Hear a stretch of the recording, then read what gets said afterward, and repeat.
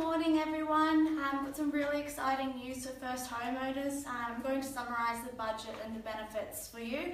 So please watch this to the end. I know that the budget's probably pretty boring for you, but there's some really cool things happening for first homeowners. So there was 3 huge takeaways. Firstly, the government's introducing a first home super saver scheme. So try saying that 5 times really fast.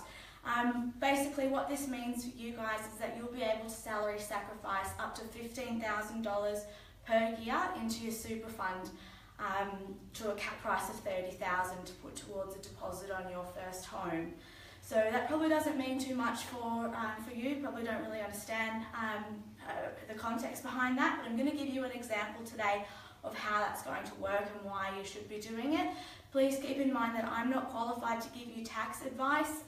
The example is just an example. It doesn't take into account any of your own personal circumstances, okay? So no personal advice being given. So the example I'm going to use is on $60,000 salary.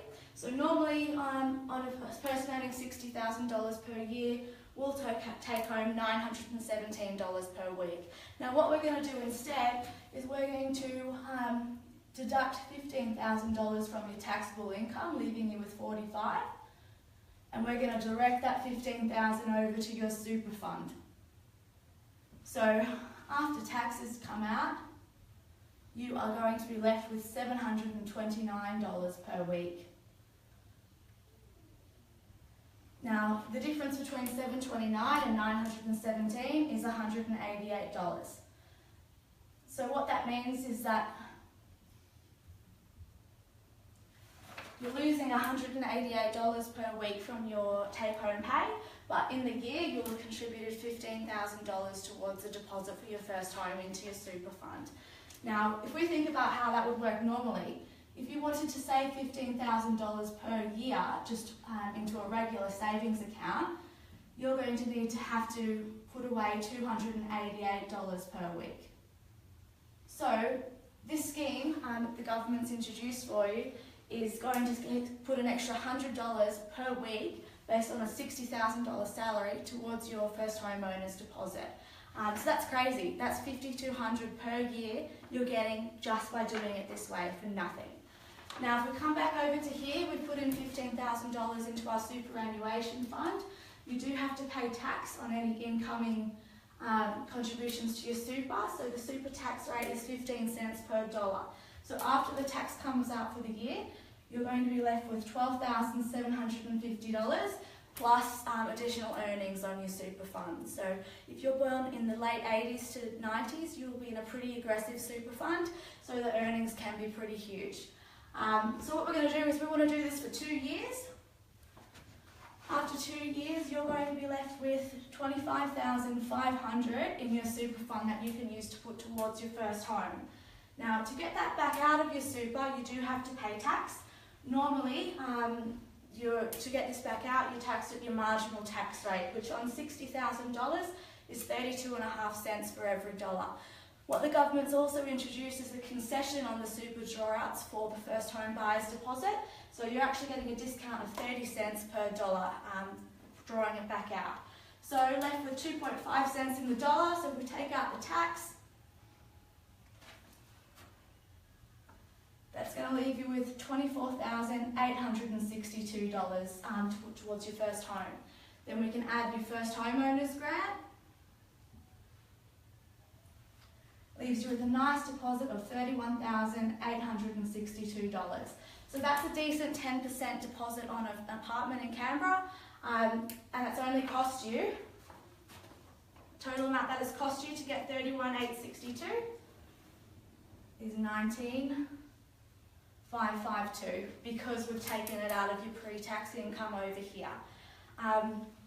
So as you can see, as I've already said, I can't provide you with personal tax advice. You do need to speak to an accountant. I can give you a list of at least 5 accountants that will endorse this scheme. So if you do want to get some advice on that, please comment below. I'm happy to recommend you to a decent accountant if you don't already have one. If you are interested in setting up this salary packaging arrangement of your super, again, comment below and I'll refer you to a good salary packaging company to take care of it for you. So this goes live, hopefully, if it passes through Parliament, on the 1st of July. We want to get as many of you started up and running from that date so that you can save as much as you can within the 2 years.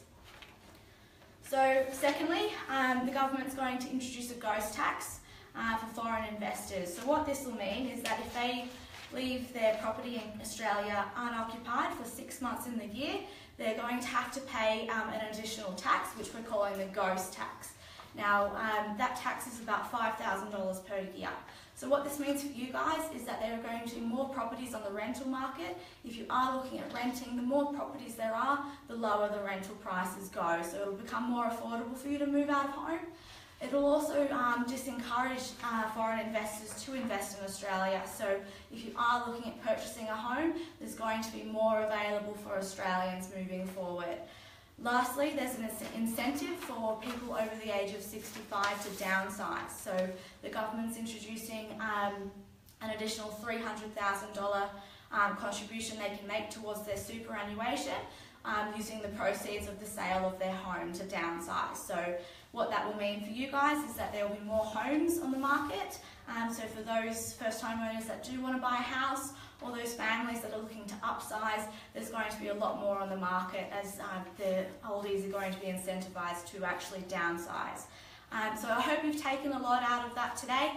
If you do have any questions, please comment below, or if you want to remain anonymous, you can send me a private message. I'll be answering all your questions on my Facebook page today. So really looking forward to the next couple of months, guys. This is some great news. It's going to mean a lot more of you can get into your first home. So thank you for listening. Enjoy the rest of your day, and I look forward to talking to you soon.